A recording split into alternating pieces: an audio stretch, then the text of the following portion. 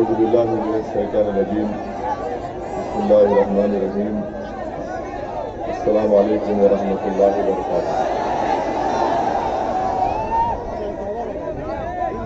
बेनशीन पर तशरीफ फरमा मंच पर बैठे हुए भाग्यदारी संकल्प मोर्चा के सदर मोहतरम जनाब ओम प्रकाश राजभर साहब, उत्तर प्रदेश मजलिस इत्तेहादुल मुस्लिमीन के सदर मोहतरम जनाब शौकत अली साहब,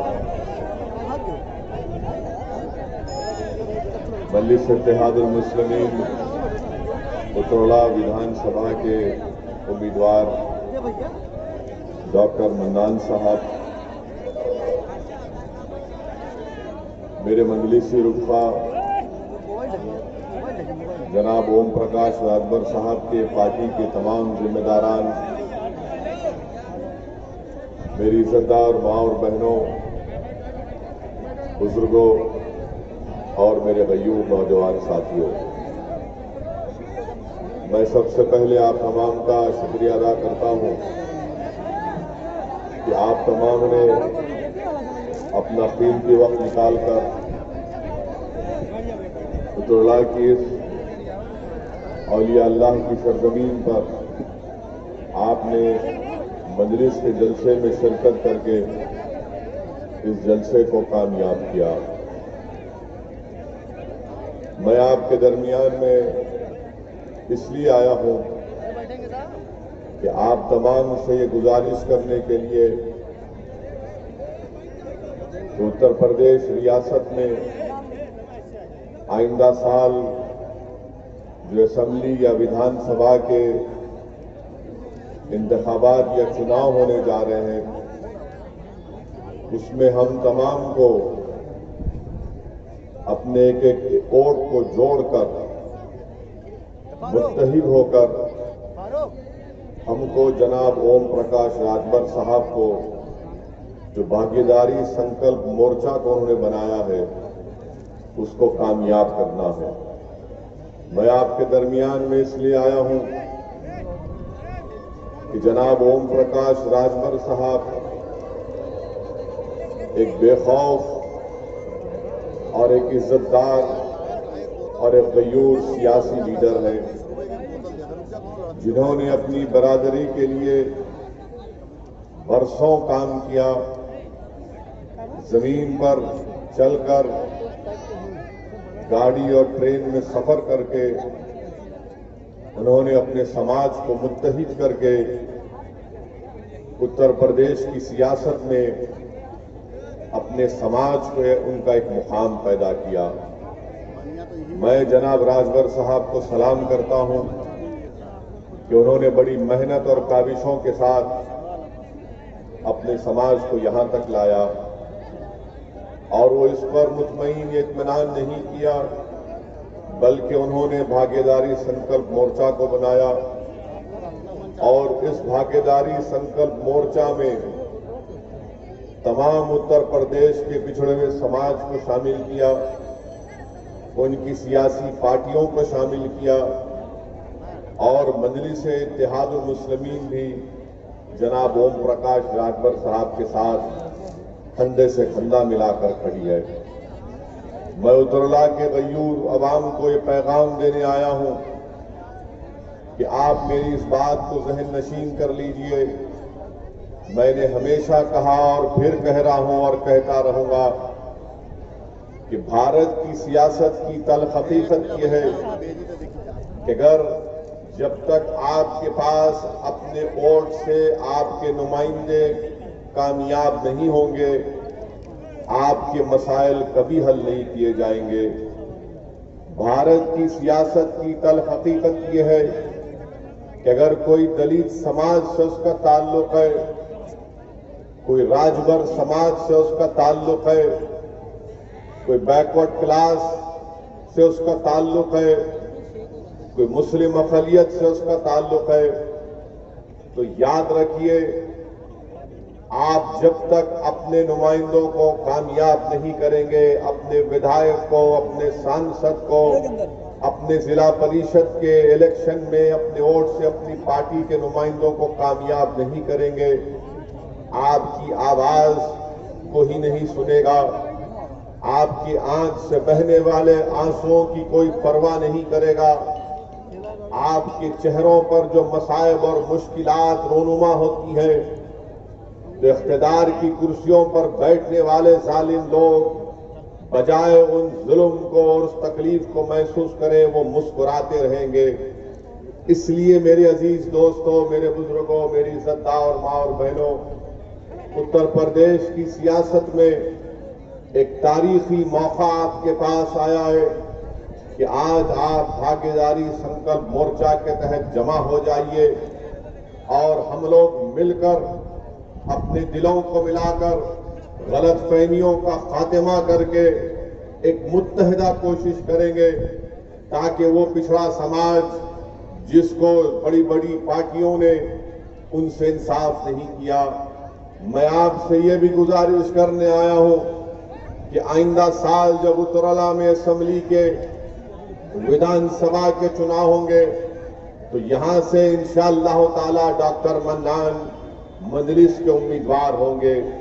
मेरे अजीज दोस्तों और बुजुर्गों, आप जानते हैं कि उत्तर प्रदेश में बीजेपी की सरकार बनी। पिछले 4 साल से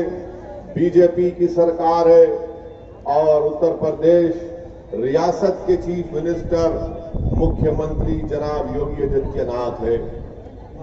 इन्होंने कोई कसर बाकी नहीं रखी कि भारत के संविधान की धज्जियां उड़ाई जाए। इन्होंने कोई कसर बाकी नहीं रखी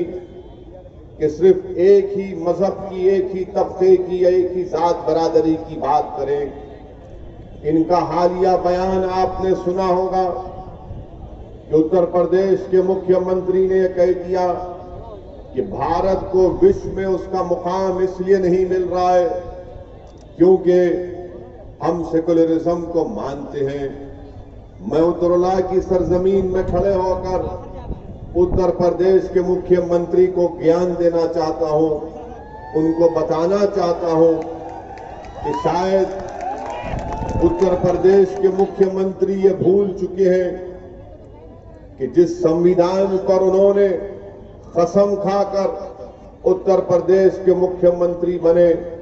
उसी संविधान में योगी जी, अगर आप नहीं जानते तो मैं आपको बता रहा हूं कि जिस संविधान को बाबा साहिब अंबेडकर ने बनाया, उस संविधान में मेरी आपसे गुजारिश है कि आप भारत के संविधान की आर्टिकल 14 को पढ़ लीजिए, आर्टिकल 19 को पढ़ लीजिए, आर्टिकल 22 को पढ़ लीजिए, 25 को, 26 को, 29 और 30 को पढ़ लीजिए। योगी जी, किसी को बिठा लीजिए और उससे कहिए कि एक शेरवानी टोपी पहनने वाला यहां पर आकर एक भड़काऊ भाषण देकर गया है, जरा मुझे इस बारे में समझा दो। आप अंदाजा लगाइए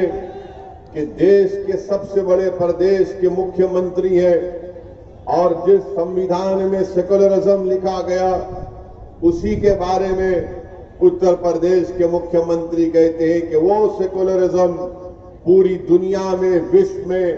भारत को उसका मुकाम दिलाने से रोक रहा है।